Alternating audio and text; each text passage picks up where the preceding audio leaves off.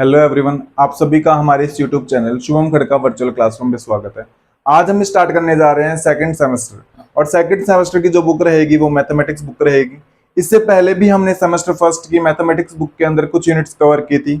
हम कोशिश करेंगे सेमेस्टर सेकंड की मैथमेटिक्स बुक की सभी यूनिट्स कवर कर पाएं। तो आप लगातार हमारी वीडियोस के साथ बने रहें, साथ ही हमारे चैनल को सब्सक्राइब करें और हमारी वीडियोस की लिंक को अपने फ्रेंड्स के साथ अधिक से अधिक शेयर करें।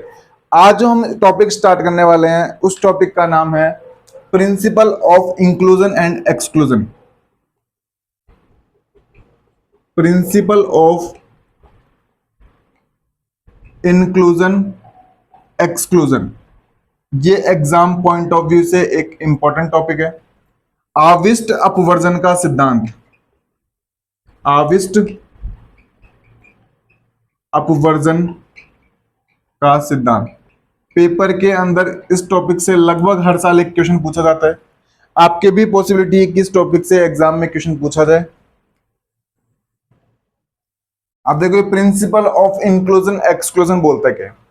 जैसे कि मान लो आपके पास कोई भी दो सेट है। मैंने मान लिया कि मेरे पास कोई एक सेट ए है, मेरे पास कोई एक सेट क्या है ए। सेट को हिंदी में क्या बोलते हैं, समुच्चय। सेट होता क्या है अगर किसी को ये नहीं पता है तो प्लेलिस्ट के अंदर जाके मैंने सेट पे वीडियो बना रखी है। आप पहले प्लेलिस्ट के अंदर जाके सेट की वीडियो देखें और फिर यहाँ पे आए। उसके अंदर मैंने सेट पूरा समझाया है, सेट होता क्या है, उसके अंदर एलिमेंट्स कैसे काउंट किए जाते हैं, सेट को किस प्रकार से रिप्रेजेंट किया जाता है और बेसिक बात तौर पर आपको पता भी होगा कि सेट होता क्या है। मान लिया कि हमारे पास कोई एक सेट ए है और उसके अंदर एलिमेंट है 1 2 3, 1 2 3 और मेरे पास कोई दूसरा सेट बी है। इस बी सेट के अंदर मान लो एलिमेंट है 4 5 6 7। तो total number of elements in the set ए यानी कि कार्डिनलिटी ऑफ ए कितनी आने वाली है, 3। इसको कार्डिनलिटी ऑफ ए बोलते हैं, यानी कि ए में अवयवों की संख्या। तो ए में अवयवों की संख्या कितनी है, 1 2 3। तो इसकी कार्डिनलिटी कितनी आने वाली है, 3। इसकी कार्डिनलिटी कितनी आएगी, 4। 1 2 3 एंड 4। इसकी कार्डिनलिटी 3 और इसकी कार्डिनलिटी कितनी आने वाली है, 4 आने वाली है। क्या सेट ए के अंदर और सेट बी के अंदर कोई भी कॉमन एलिमेंट है क्या, कोई भी तीनों में से कॉमन एलिमेंट है क्या सेट ए और बी में, कोई भी कॉमन एलिमेंट नहीं है। यानी कि मैं अगर ए इंटरसेक्शन बी निकालूं, अगर मैं ए इंटरसेक्शन बी निकालूं तो वो कितना आने वाला है, 5। कितना आने वाला है, 5। इंटरसेक्शन का मतलब होता है दोनों के अंदर कॉमन एलिमेंट। तो दोनों के अंदर एक भी कॉमन एलिमेंट नहीं है, इन दोनों का इंटरसेक्शन कितना आएगा, 5 आएगा। ऐसे दो सेट जिनका इंटरसेक्शन 5 आता है वो दोनों सेट आपस में डिसजॉइंट सेट कहलाते हैं। कौन से सेट कहलाते हैं, डिसजॉइंट सेट। यानी कि हिंदी में बोलते हैं असंयुक्त समुच्चय। क्या कहलाते हैं, असंयुक्त समुच्चय। तो नीचे हम लिखेंगे it is clear that, it is clear that A intersection B is equal to 5, then A and B are disjoint sets. A and B are disjoint sets. A और बी कैसे समुच्चय हैं, असंयुक्त समुच्चय हैं। तो ऐसे दो समुच्चय जिनके अंदर कोई भी कॉमन एलिमेंट नहीं होता है वे दोनों समुच्चय आपस में डिसजॉइंट सेट या फिर क्या कहलाते हैं, असंयुक्त समुच्चय कहलाते हैं।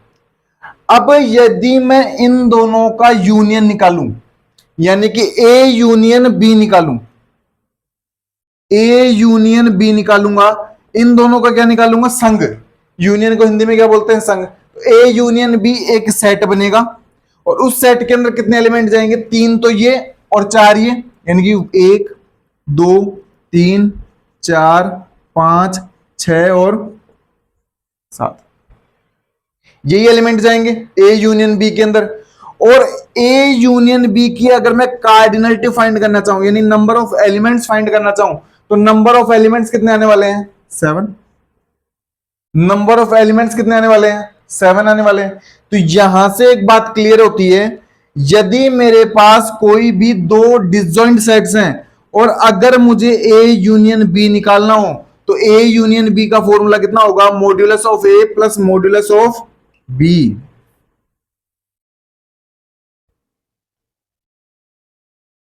क्या ये फॉर्मूला सही है क्या? चाहे देख लो। अभी हमने निकाला 3 + 4 करेंगे तो क्या 7 आएगा? नहीं आएगा? आएगा। ये फॉर्मूला कब वर्क करेगा? When A and B are disjoint sets. जब ए और बी आपके कैसे सेट होंगे? असंयुक्त समुच्चय होंगे, या फिर आपके कैसे सेट होंगे? डिसजॉइंट सेट होंगे। तो यदि आपके ए और बी डिसजॉइंट सेट है, यानी कि असंयुक्त समुच्चय है, तो ए यूनियन बी में अवयवों की संख्या निकालने के लिए मॉड्यूलस ऑफ ए और मॉड्यूलस ऑफ बी को क्या कर दो? ऐड कर दो। तो ए यूनियन बी के अंदर एलिमेंट्स की संख्या क्या आ जाएगी? फाइंड हो जाएगी। अब बात आती है कि अगर मान लो ए और B, if A and B are not disjoint sets,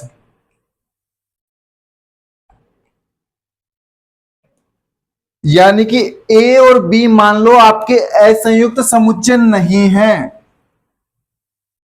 आपके ए और बी मान लो असंयुक्त समुच्चय नहीं है, तो modulus of A union B का फॉर्मूला कैसे फाइंड किया जाए? तो modulus of A union B का फॉर्मूला कैसे फाइंड किया जाए?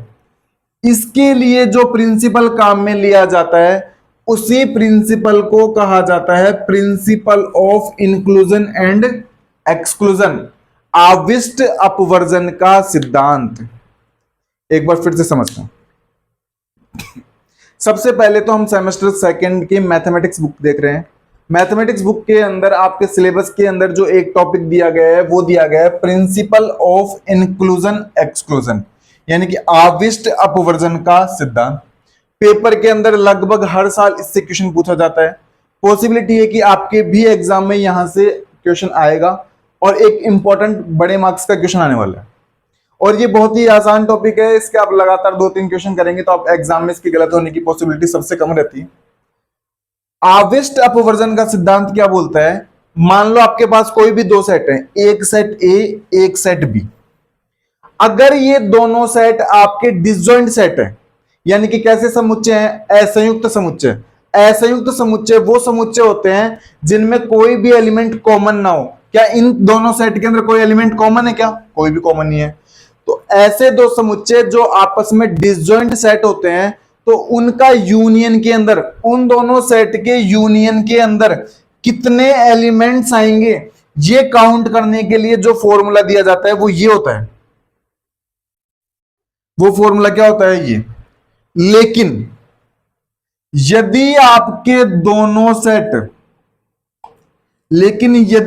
दोनों सेट डिसजॉइंट सेट नहीं है, यानी कि असंयुक्त समुच्चय नहीं है, तो उन दोनों सेट के यूनियन के अंदर कितने एलिमेंट्स आएंगे और कौन से फॉर्मूले से वो एलिमेंट्स फाइंड किए जाएंगे, उनको फॉर्मूलों को फाइंड करने के लिए जो प्रिंसिपल काम में लिया जाता है, उसी प्रिंसिपल को कहा जाता है principle of inclusion and exclusion, आविष्ट अपवर्जन का सिद्धांत। नेक्स्ट क्लास के अंदर हम देखने वाले हैं कि modulus of A union B का फॉर्मूला क्या बनेगा, कैसे बनेगा। आप लगातार हमारी वीडियोस के साथ बने रहें। मैं उम्मीद करता हूं कि आपको ये डेफिनेशन समझ में आई होगी। नेक्स्ट क्लास के अंदर हम इसका फॉर्मूला देखने वाले हैं, इसका डेरिवेशन देखेंगे और इससे रिलेटेड कुछ एग्जांपल्स भी करेंगे जो आपकी बुक के अंदर इंपॉर्टेंट दिए हुए हैं। आप लगातार इसी प्रकार हमारी वीडियोस के साथ बने रहें, साथ ही हमारे चैनल को सब्सक्राइब करें और हमारी वीडियोस को अपने फ्रेंड्स के साथ अधिक से अधिक शेयर करें। ये टॉपिक उन सभी स्टूडेंट्स के लिए इंपॉर्टेंट है, ये आज वाली क्लास, जिनके सिलेबस का हिस्सा क्या है? Principle of inclusion and exclusion. आप सभी छोटे भाई बहनों का धन्यवाद। Thank you.